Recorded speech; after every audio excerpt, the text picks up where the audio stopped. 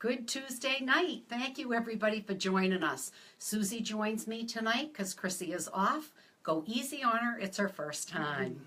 Tonight we're going to talk about cholesterol. We're actually going to talk about that twice this week, okay? Tonight and on Friday. It's just too much to cover in that short period of time. What is cholesterol anyway? Cholesterol is a waxy substance that's found in the bloodstream and the lipids, okay? And it's necessary to have cholesterol. We need it so that it builds healthy cells. However, if you have too much cholesterol, it can cause heart disease or strokes. We'll explain that a little bit as we go on. LDL cholesterol is the lousy cholesterol. That's the one that develops fat deposits in the blood vessel walls.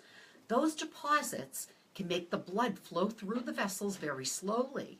And if you're not getting that blood flow to your heart, you could have a heart attack.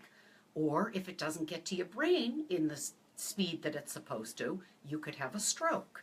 Susie, have you got your blood vessel? I do. Show us what a clean blood vessel looks like. You might have to get up close. This is a clean vessel. There you can you see go. right through it. All right, leave it just at that for now. Okay. Good. High cholesterol is hereditary. High cholesterol, listen to me.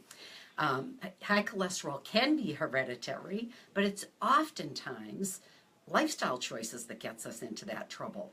Like I tell my patients all the time, our genes load the gun, but our lifestyles pull the trigger. There are no symptoms to high cholesterol. The only way you're going to know that you have high cholesterol is by having a blood test done. And the most appropriate way to have that blood test done is to do a 12-hour fast. That means nothing but water. Sometimes you can have black coffee, but really and truly the water is the only thing that you should have. 12 hours fast, have the total panel done. Most people talk about a total cholesterol. That tells us little to nothing. You need to have the whole panel, which is the HDL, the LDL, the triglycerides, and the total. Okay. So the LDL, what is that? LDL is a low-density lipoprotein, okay? Actually, these fats need to be carried on a protein, and that's why they're called lipoproteins. So low-density lipoprotein is your lousy cholesterol. It's lousy, and we want it lower. Let's think about our blood vessel walls as streets, nice, open, wide streets. LDL cholesterol is trash. It's trash in the streets. Now you have HDL. HDL is healthy.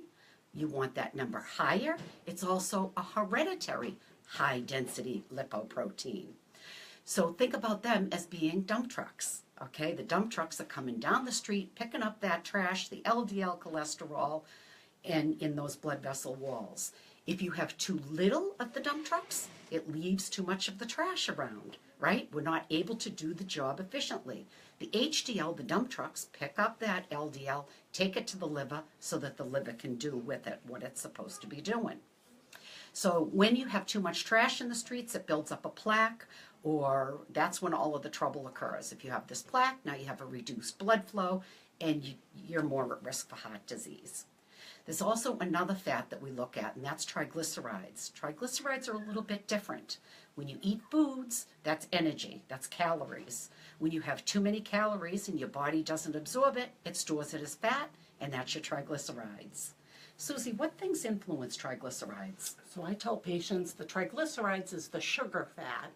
I say cookies, cakes, pies, alcohol is what contributes to the high triglycerides if you have a high triglyceride level. And diabetes can also. Absolutely, and there's where the sugar part probably comes in. You also can have a familial or a family gene for high triglycerides. There are some modifiable things that you can do other than medications to get rid of high cholesterol. One of them is by eating less saturated fats or commercially produced foods, okay, things like red meats and things like that as well. Obesity lends itself to high cholesterol. So that means anybody with a BMI over 30 is considered to be obese. Also, waist circumference. People tend to have a higher cholesterol when you have a higher waist circumference. For men, it's over 40. For women, it's over 35. Not fair.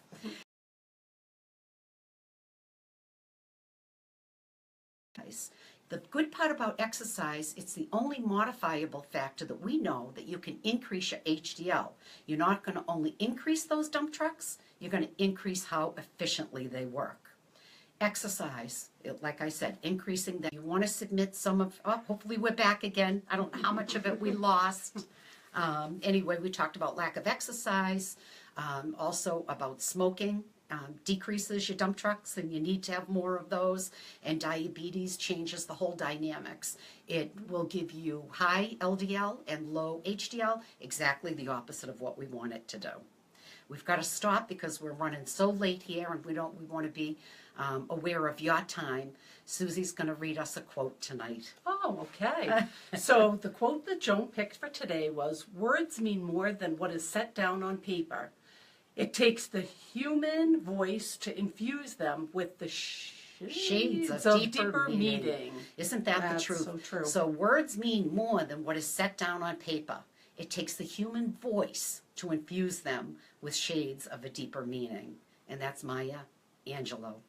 Susie, I wanted you to show what a vessel looks like with cholesterol So buildup. that's the cholesterol buildup, and this is what it looks like with none. Yep.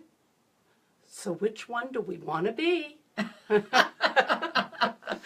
All right, everyone. We'll see you on Friday. Have Please. a great night. Yep, and we'll look forward to seeing you. We wish we could see you as much as you can see us. Yeah, I Have wish a great we could one. see you. Bye-bye.